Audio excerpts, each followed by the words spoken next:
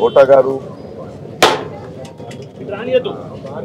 4 దశాబ్దాల ఒక ప్రయాణం సినిమాలో.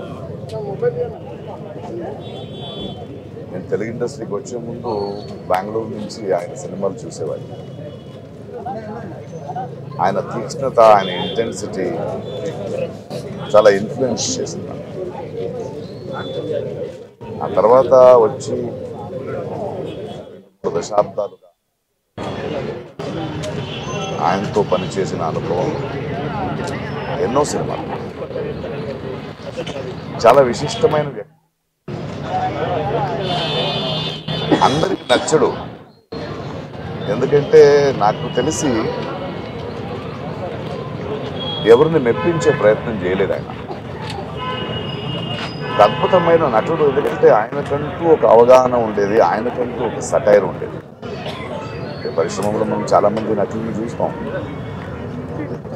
కానీ ఏదో ఒక డైలాగ్ రాసిస్తే దాన్ని అలాగే చెప్పడం కాదు.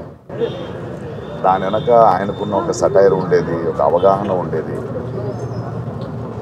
ఆయనది ఒక ప్రెజెన్స్ నాకు చాలా నచ్చేది. ఎవరిని వదిలిపెట్టడు.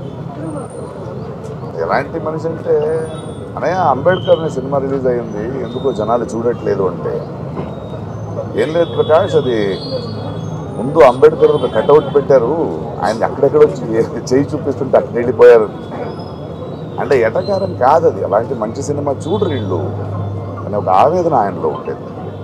ఆయన నిరంతరంగా ఆయనలో చూసింది నేను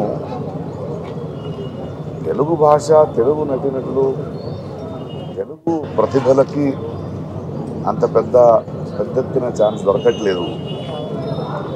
కొందరికి అది కుళ్ళు అనిపించేది, బట్ ఆయన ఆవేదన చాలా నిజమైందని నాకు అనిపించింది. ఒకసారి ఎవరో అడిగారు, ప్రకాష్ రాజ్ గారు పరభాష నటుడు కాదంటే, కాదండి, బట్ ఆయన తెలుగు నేర్చుకున్నాడు కదా, మనోడు అయిపోయాడు కదా. ఆయనకు అదొకటి ఉండేది, ఏంటంటే నా భాషను తప్పుగా ఎవరో పలకరిస్తారు, అనవసరంగా మన అవకాశాలను తీసుకెళ్ళిపోతారు అనేది చాలా నచ్చింది. ఆయనది చటాలు నా మీద కూడా వేసేవాడు ఆయన. నేను చాలా హ్యాపీ కదా నేను తీసుకునేవాడిని. ఎందుకంటే ఆ పెద్దరికం, ఎవరి గురించి అయినా ముక్కు సూటిగా కమెంట్ మాడొచ్చాను, చేసే చనువు ఆయనకి సంపాదించుకున్నది. పోయిన సంవత్సరం షూటింగ్లో నేను, ఆలీ, బ్రహ్మానందము, బ్రహ్మాజీ మనమందరూ ఉన్నప్పుడు నాకు ఎందుకో ఆయన చాలా గుర్తొచ్చి, ఎక్కడ కోట గారు అన్నాను. లేదు, ఈ మధ్య ఆయనకు ఒంట్లో బాగాలేదు, కొన్ని రోజులు సినిమా చేయట్లేదంటే నేను ఫోన్ చేశాను. ఏం చేస్తున్నావు? ప్రకాష్ చెప్పు. అలా కాదు, ఒంట్లో బాగాలేదన్నారు, షూటింగ్ లేదన్నారు, ఇంట్లో ఏం చేస్తున్నారు, బండి పంపిస్తాను రండి అన్న. ప్రొడక్షన్ నుంచి బండి పంపించాను, ఆయన వచ్చాడు.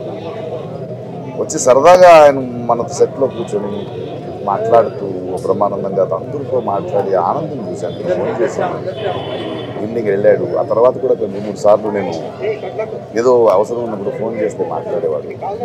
చాలా అద్భుతమైన నటుడు. తెలుగు సినిమా, తెలుగు జాతి గర్వించదగ్గ కళాకారుడు. ఆయన చేయాల్సింది, ఆయన పాత్రలు మనం మర్చిపోలేము, ఆయన సెటైర్లు మర్చిపోలేము. తన జీవితంలో ఇంట్లో చాలా పెయిన్ని చూసిన ఆ నొప్పిని ఎప్పుడు బయట ఒక మెలో డ్రామాగా ఆయన వాడుకోలేదు. తనంటూ ఒక వ్యక్తిత్వం. అలాంటి వ్యక్తులు నాకు చాలా ఇష్టం. ఎందుకంటే అజాత శత్రువుగా అందరికీ నచ్చే బ్రతకడం కన్నా నేను ముక్కుసూటిగా మాట్లాడతాను, ఎవరైనా పట్టించుకోను అనే ఒక వ్యక్తిత్వం ఉంది కదా, అది చాలా అరుదు. అలాంటి ఒక అద్భుతమైన వ్యక్తి, అద్భుతమైన కళాకారుడు. We're going to miss him. But ఆయన మన తెలుగు పరిశ్రమకి, ప్రేక్షకులకి ఇచ్చిన అద్భుతమైన పాత్రలు, ఆ మూలంగా ఆయన చేసిన పనులు, ఆయన చెప్పిన కథలు ఎప్పుడూ గుర్తుంటాయి. థ్యాంక్ యూ కోట గారు ఫర్ ఎవ్రీథింగ్. Love you.